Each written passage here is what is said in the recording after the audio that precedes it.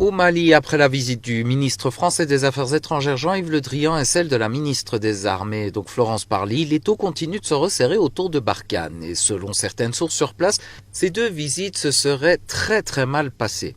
La France a voulu imposer ses conditions et ses lois, mais cela n'a pas fonctionné comme Paris le prévoyait. Sur la toile, on peut voir donc beaucoup de discussions concernant un retrait de Barkhane, mais pourtant il est difficile de croire que Barkhane pourrait partir comme ça après tous les moyens qu'il a déployés jusque-là.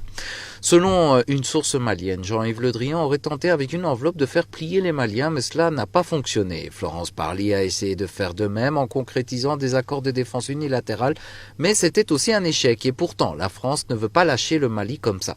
Ce qui fait que Paris met la pression maintenant sur le Canada pour s'impliquer militairement, tout en amenant aussi l'Union européenne, donc dans le Mali.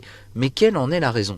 Selon un article paru sur la toile, le Mali serait un immense potentiel pétro-gazier qui pourrait même ne jamais être mis en valeur tellement qu'il est immense. Donc le pays regorge de telles ressources naturelles que finalement la France aurait trouvé le moyen de faire impliquer beaucoup d'autres acteurs dans le dossier malien. La population malienne est d'ailleurs bien consciente que le pays regorge tellement de ressources qu'il pourrait sortir de toute cette crise économique en mettant en place donc un système de partage efficace. Mais ce que l'Occident ne veut toujours pas faire. La force Barkhane ne se retire pas vraiment du Mali, mais par contre elle tenterait maintenant de se cacher derrière le Canada et même les États-Unis. Cela est une aubaine pour Washington, car comme cela en contrepartie, donc Barkhane deviendrait son bras armé au Mali, et pour le Canada, ce sont bien sûr les ressources qui l'intéressent depuis toujours. Ce qui fait que pour les Occidentaux, tout le monde trouve sa part, mais toujours pas le Mali.